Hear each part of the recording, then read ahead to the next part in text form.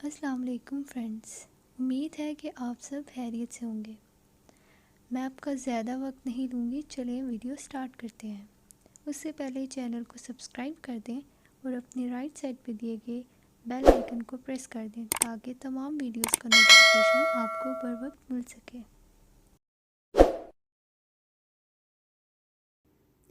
رات کا کھانا تیار کر کے میں فارغ ہوئی تو باورچی خانے سے نکلتے ہوئے میری نظر دیوار پہ لگی گھڑی پر پڑی۔ اف، اتنی دیر ہو گئی۔ میں نے جلدی سے سامنے صوفے پر پڑی چادر اٹھا کر اوڑھی اور گھر کی چابی پرس میں ڈال کر گھر سے نکل گئی۔ راستے میں ہی مغرب کی اذان شروع ہو چکی تھی۔ بچے کہیں گے آج مما ہمیں ٹیوشن سے لینا ہی بھول گئی، میں سوچتی ہوئی تیز تیز قدموں سے ان کے ٹیوشن سینٹر کی طرف بڑھ گئی۔ مما، آپ نے اتنی دیر لگا دی؟ 7 سالہ ریحان شکایتی نظروں سے مجھے دیکھتے ہوئے بولا، جبکہ 6 سالہ نبی منہ پھلائے چل رہی تھی۔ مجھے اس کا منہ دیکھ کر بے ساختہ ہنسی آ گئی۔ اچھا سوری بابا، آئندہ خیال رکھوں گی، ایسی غلطی دوبارہ نہیں ہوگی۔ ہم تب مانیں گے آپ کی بات جب آپ ہمیں ہفتے کو نانوں کے گھر رہنے دیں گی۔ انم ریحان کی شرط پر میں نے ہنس کر حامی بھر لی۔ جلدی چلو، تم لوگوں کے بابا بھی گھر آنے والے ہوں گے۔ میں دونوں کا ہاتھ پکڑ کر سامنے والی گلی میں داخل ہو گئی۔ یہ راستہ شارٹ کٹ تھا، ادھر سے جلدی گھر آ جاتا تھا۔ ویسے تو میں روڈ سے ہی جاتی تھی، زیادہ تر اس گلی سے گزرتے ہوئے کتراتی تھی۔ اف مما، یہ کتنا ڈراؤنا گھر ہے، اس کو دیکھ کر ڈر لگ رہا ہے۔ ریحان ہاؤس نمبر 450 کو دیکھتے ہوئے بولا، جو بالکل اندھیرے میں ڈوبا ہوا تھا۔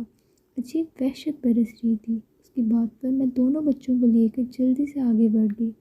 رات کام سے فارغ ہو کر بستر پر لیٹی تو بے ساختہ نظروں سے سامنے وہ گھر آ گیا۔ اس گھر سے میرا ماضی جڑا ہوا تھا۔ میں آہستہ آہستہ اپنے بیتے ماضی کو سوچنے لگی۔ میرا نام علینا ہے۔ ہم 3 بہنیں اور ایک بھائی ہیں۔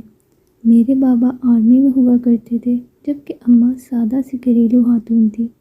میں انٹر میں تھی تو بابا نے اماں کی خواہش پر بڑا گھر لے لیا، کیونکہ جس گھر میں ہم تھے وہ گھر ہمیں کافی چھوٹا پڑ رہا تھا۔ جس دن بابا نے نیا گھر لیا، ہم سب بہن بھائی بہت خوش تھے۔ 2 منزلہ یہ بنگلہ نہایت خوبصورت تھا۔ نیچے والے حصے میں 3 بیڈ روم، بڑا سا ٹی وی لاؤنج اور ڈرائنگ روم اور باورچی خانہ تھا، جبکہ اوپری حصے میں 2 bed room, T V lounge اور ایک اسٹڈی روم تھا۔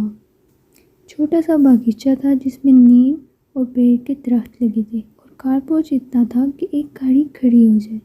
میری بڑی بہن مہرین جو مجھ سے 2 سال بڑی تھی، اور پھر اس سے چھوٹی ثنا جو 1 سال بڑی تھی، پھر میں تھی اور سب سے چھوٹا ہمارا بھائی جو اس وقت 7ویں جماعت میں تھا۔